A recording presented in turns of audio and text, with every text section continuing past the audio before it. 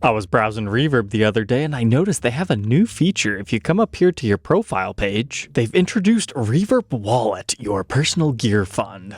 Let's find out more.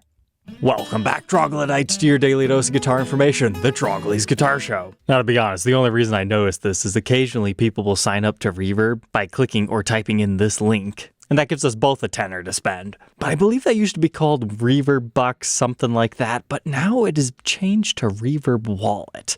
Now, this is not sponsored or anything. I'm only bringing it up because some of you might actually like this new change. Because typically, when you get paid on Reverb, it's a bank deposit. You still have Reverb's 5%, and you've got PayPal's like anywhere between 3 and 5%, depending on where it's being sold to. So they're saying you're going to get your earnings faster. Like maybe you don't even have to wait for it to go to any other account. It'll just be immediately available. I'm not sure. Then down here, they say keep your gear budget in one place. Okay, we'll talk about that later. But the big one is earn more with 1% cash back on each sale. So the way I'm interpreting that is they're basically going to take less fees out, reducing your Reverb fee from 5% down to 4% in order to convince you to keep all your money within Reverb. So let's face it, a lot of us are gearheads. We're going to sell something to buy something else. It might make sense to do that. However, there's a few caveats to this that I want you to be aware of, especially this one. The listing has to accept Reverb payments. All that is Reverb's inbuilt credit card processing system. And in fact, they don't come out and say this, but if you pay via PayPal, Reverb cannot actually help you at all if there's a dispute. You have to go through PayPal. So I highly suggest only buying from Reverb payment sellers. However, it's not always available. I mean, look over here. It's USA, Canada, France, and the UK. If they're located in any other country, like you're buying something internationally, you're not going to be able to use it. So if you're buying from a dealer, probably not going to be a problem. However, occasionally you'll find an individual seller who has not opted into that program, but many sellers do. So take that as my warning. You won't be able to buy every single listing, but there's many. But back to what I was saying earlier, always use this on Reverb. Never that. Although you'll be forced to if it's an international transaction. So a small caveat to there. But the other thing is 1% cash back is really not that good. I mean, if you're not familiar with how certain credit cards actually pay you to use them, or you're brand new to gear buying and selling, you might not realize that there are so much better options out there. Now, I'm not going to tell you which one you have to get, but just Google up best credit card for cash back, watch your annual fees. But most of them have these revolving categories, and they don't fit neatly within anything that Reverb would be considered. But I do know this one just has a standard 1% cash back rate. But if you have really good credit, sometimes you can get some of these American Express ones that can give you 3% in a category that might include that. Although in my opinion, I prefer the cards where it's just everything is a flat fee. Yeah, maybe you don't get the 5% in grocery or whatever, but for example, City Double Cash, it's 1% when you buy, 1% when you pay it. So now coming over to Reverb's new wallet, you're leaving money on the table utilizing it, although I can totally understand not everybody has great credit. So maybe for some people, this would be smart. But now let's talk about this keep your gear budget in one place thing. Now, I like Reverb. I think they're a fairly trustworthy company, but they've been changing hands a few times over the years. So I don't know how I feel about leaving excessive amounts of money with them, because the very first question in their FAQs are, can I transfer my wallet balance at any time to a bank account? And they say, no, not technically. However, if you're closing out your account or something, they will give you a one-time option to do that. So there is no, I would like to pay this out at this time. You cannot get your 1% bonus unless you're keeping it with them. And ouch.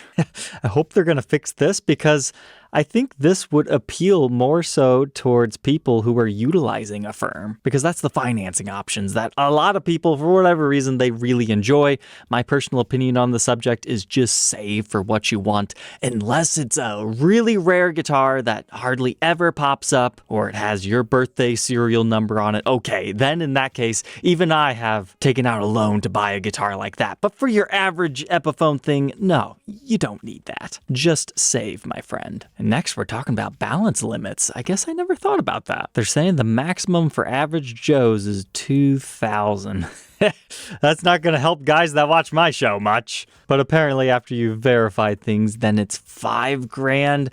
again, that's good enough for most people, but dealing in high-end Gibsons, that might not actually be that attractive. Definitely stick to your credit cards. So if you happen to sell things over that limit, you'll only get that 1% bonus on whatever that is. Everything else will be paid out to your bank, which I wonder, will that take place of the bank? Can somebody just keep that in their Reverb account? Because I know a lot of guys don't really want to set up the whole bank thing. That could be interesting. It looks like they've provided some clarification here. Once you're a repeat seller, it'll essentially be available instantly once you submit a tracking number. And man, if you get the 1% bonus and you do pay it out to your bank account, they're not going to let you. It basically just stays on as a gift card to the account. Ooh. I'm sorry, Reverb. I don't think this new program's that good. Anything that expires, no, that's not for me. I mean, I like that they're trying something new and it's a great option for a few select people, but ultimately, if you are thinking of you want to sell something and then completely reinvest the gear, I would suggest going to Sweetwater's website, and right up here in the top left corner is what they call Gear Exchange. This is their own version of Reverb. It's definitely in its infancy at this point. There's not tons and tons and tons of listings, and it's not as widely adopted, but there are things here that you can buy. And they actually have the option for 0 fees, and they will cover the credit card fees too, if you opt to have a Sweetwater Gear gift card. Now, I know what you're thinking. What is the catch on that? How can they just eat those costs?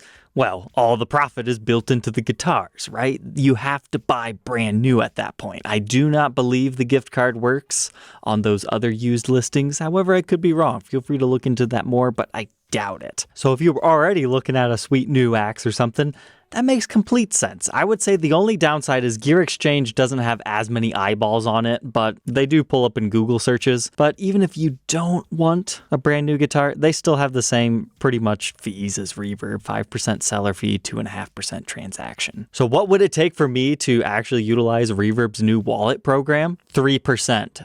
Bare minimum. Then I would consider it. 1%'s just kind of a pittance if you really think about it, because what do you think they're doing with that money? Is it just sitting in your account? No, they're investing it. They're making money on that money, most likely. They should at least be covering the credit card transaction fee. But feel free to let me know down in the comments if you think you'd be interested in utilizing a program like that. But ultimately, just know you don't have to use all that. Everything is the same as usual. It's just a new update to their whole wallet system. But just for the sake of the video, I decided to randomly click on this listing because I thought, hey, that's kind of a beautiful looking Stratocaster. And hey, would you look at that? It's Jam City Guitars. Sometimes I drive over and visit him and borrow guitars. Like there's that double cut we were talking about, as well as, I don't know if we reviewed this exact one, but we reviewed a similar one. This appears to be some sort of a Warmouth project that he put together with his old growth Michigan maple.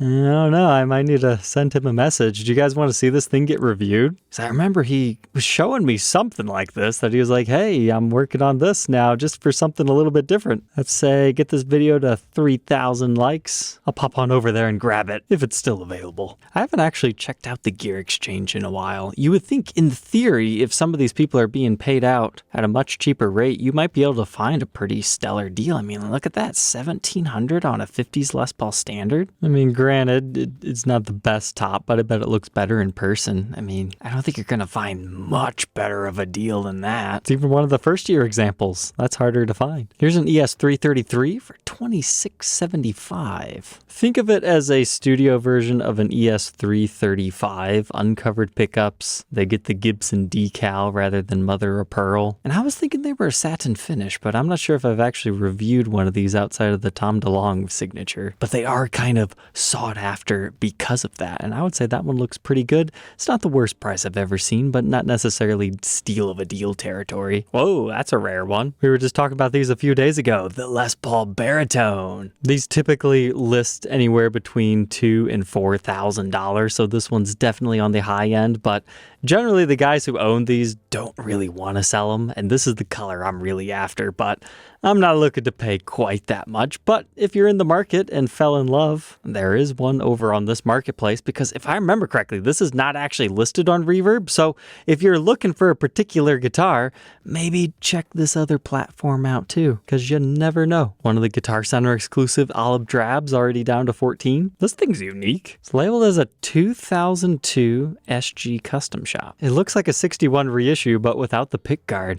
But look at that, it's a wrap tail. That's interesting. So normally I associate that with junior/special, but this one's like everything else full on. 2 humbuckers, no P90s going on here, full controls. And nice, we've got the full on headstock. So this is just a custom order, wrap tail SG standard. All right, you don't see that every day. I suppose that's another interesting way to think about these different platforms. Like, I don't care which one you use at all. I just want you to be aware of the options. And even if you end up using both, sometimes the algorithms of the website will bestow upon you something that you didn't know, as exemplified there. Ooh, $25.63.43 plus 39 shipping. Here's the other thing to keep in mind. I don't think the gear exchange is as policed as Reverb. That's a really strange price. I'm questioning if this is legit, because I know SoundPure is kind of a larger store. Most of these look good. I don't know what's up with those two prices. I was just expecting to see like some feedback, because I thought this place did it, because at the same time, this could have been a program that is just running a script that scraped everything off of the SoundPure website, and they make everything else look legit, and then they just have a few randomly underpriced things. Yeah, sure enough, like this guy. It's a Sweetwater customer since 2020. That's 5 years with them. He's got 2-star feedback. Now, granted, there's not as many buyers over here, so maybe SoundPure just hasn't had it. Like, I'm just saying, if you see this, maybe call them up, make sure it's legit, see if you can find it on their actual website too. Because $2,600 for this particular model, that is in the deal territory, in my opinion. The Supras can sell for as much as $4,000. They've got that cool maple body and some fancy electronics within them as well. In fact, I'm curious. Here's SoundPure's website, Supra SG. Nah, seems legit. It's actually even cheaper on their website. Yeah, that's a deal. Someone should snap that up before I change my mind.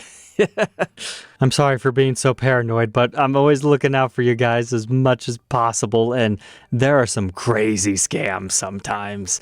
But hey, check this out. You don't see these every day, the Les Paul Studio Swirls. $2,300 is not a deal on one of these, but again, it's one of those models where it's a little bit tricky to find them always for sale. I really like the green one. I had a blue one once, and usually anywhere between $1,500 and $2,500 is possible. They're more so a collector's guitar, in my opinion. Inspired by the Nashville floods, they came into the factory floors and saw them all swirled around and said, hey, let's make a series out of that. I do believe the first run was just done in blue and silver, and it's the most collectible, but I love, absolutely adore the swirled headstocks. And oh boy, Collector's Delight Gibson Explorer that's burst? Tell me more. Oh my goodness, is that what I think it is? An E2 in tobacco burst? That doesn't look like walnut wood grain, but we do have the 2 center maple stripes. We've got diamond posi locks. This looks like maple on the back.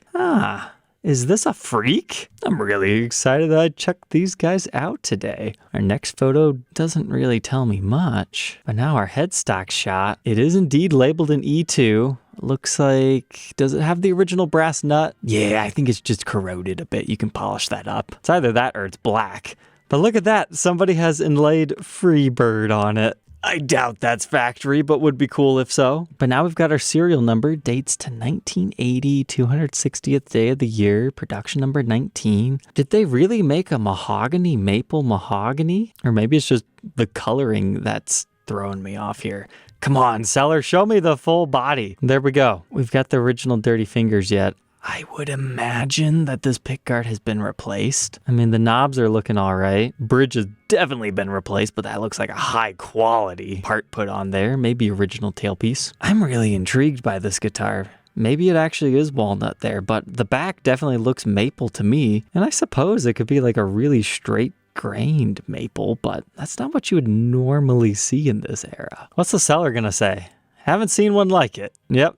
I'll join the party on that. Otherwise, no real story. At 92 and local pickup only, I am going to pass on that. But if he could ever like verify the story that that's a stock inlay on the top or something, maybe, just maybe then. Otherwise, that's a pretty good deal on the newer Purple Burst Victory Figured. Got a crazily modified Supreme Les Paul. Yo! What on earth is that still doing on here? This would have sold in seconds on Reverb. In case you don't know, Jeff's Music Gear, the reason why they have 3,000 sales, that's because that's Sweetwater's own restock shop of used guitars and things that get returned that are maybe a bit more blemished than just B stock. Yeah, these Charlie Star Juniors, I mean, even at a bad market, they go for about $2,500. That is a pretty smacking deal right there. In fact, I'm curious. Jeff's Music Gear, what is wrong with this? A little bit of a lacquer lifting chip ding right there. Now, to be fair, oh, yeah, all right, yeah, that's why it's there. You got another ding here. And what I was trying to say was these were like, what, $2,000 brand new. So this one has what I would consider enough damage that it's no longer collector's grade. But someone who is after one of these, it's getting good. That's what? Just if you bought it brand new with sales tax, you just have to live with the dings. Not the worst price I've ever seen on one of these Dave Grohls. Ooh, Leroy Parnell. 10 years ago, there was one of these on a guitar forum. And it was like $1,800 and nobody wanted it. And still to this day, I'm kicking myself for not buying it and documenting it because it's so cool. Like, regardless if you like Liu or not, it has a stinger. It's got a unique serial number with a motif around it. The back is actually looking like a satin finish. I didn't know to expect that. I think there's a few other special things to this, otherwise just being a gold top. But I would like to document one of those, and that's got nice wood grain on the back. I've since seen some people asking like $6,000, so again, not the worst I've ever seen. But to end out tonight's episode, let's look at one last guitar as we explore our options. Yep, that'll do it. Oh, my goodness. So it's $1,900. But what have they done to this poor thing? They've routed it for a third humbucker, but they put a single coil in it, and it's like that tri-burst finish, which is a Guitar Center exclusive. But sadly, all the photos are like ridiculously small, so we can only get these blurry zoomed in shots. But that looks like an original collection standard. I'm glad those things are starting to get cheap on select colors, because it brings out the madmen of the community to make things like that happen. All right, Troglodytes, I hope you enjoyed our little news update tonight, and we'll catch you tomorrow on the next one. Take care.